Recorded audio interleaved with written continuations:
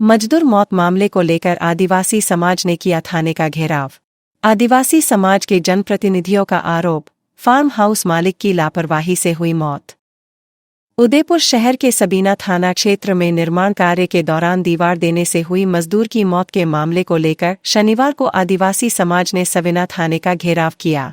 समाज के विभिन्न संगठनों के पदाधिकारी ने मजदूर की मौत के मामले को लेकर आक्रोश जताते हुए उग्र प्रदर्शन कर मुआवजे की मांग की है।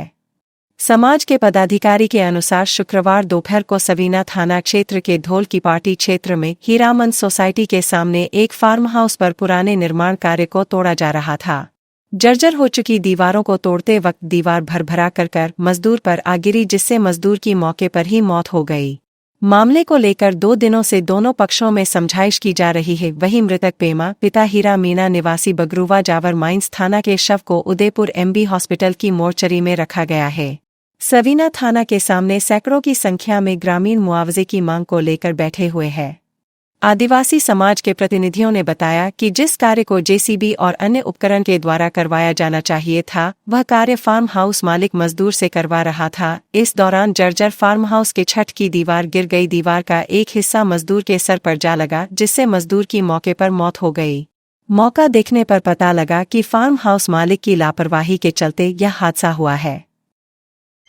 यहाँ जो हमारे कल इस भाई की जो डेथ हो गई है, इस मौके पे आए हैं तो उसी कंडीशन नज़र आ रही है कि पूरा जर्जर अवस्था में मकान तो बना हुआ है, ये नीचे खज रहा है। तो यहाँ से भाई जो गिरा रहा था तो ये ऊपर पूरी सब जो ये है सजा पूरा ऊपर गिर गया है, तो उसका जो माइंड दब गया है इसे। अगर माना मौका देखने पे आपको क्या लगा, क्या स्थिति बनी होगी यहाँ पे? स्थिति तो ये है कि अगर उस भाई को अगर ये चाहते तो जेसीबी से गिरा सकते थे, मजदूर को गिराने की कहाँ जरूरत है? इतने ऊंचाई पे गिराएगा तो फिर तो ऊपर ही जाएगा ना। और होता तो ऐसी सेफ्टी देते कोई ऐसा अपने हेलमेट, तो भी थोड़ा उसका बच सकता था। तो सामने नजर आ रहा है पुराना मकान तो है, तो ये जेसीबी से आराम से गिर रहा था। काफ़ी जर्जर अवस्था में था, तो इस कार्य को करने के लिए पहले सेफ्टी देनी चाहिए। अगर सेफ्टी देते तो वो आदमी बच जाता, वो उसके सर पे नहीं लगता, चोट नहीं लगती तो वो बच सकता, हाथ पैर टूटता तो भी बच सकता। ये पूरी सेठ की लापरवाही है और लापरवाही से वो आदमी मरा है। इसलिए हम ये कहना चाहते हैं कि उसको उसके मुआवजा जो है वो मिलना चाहिए।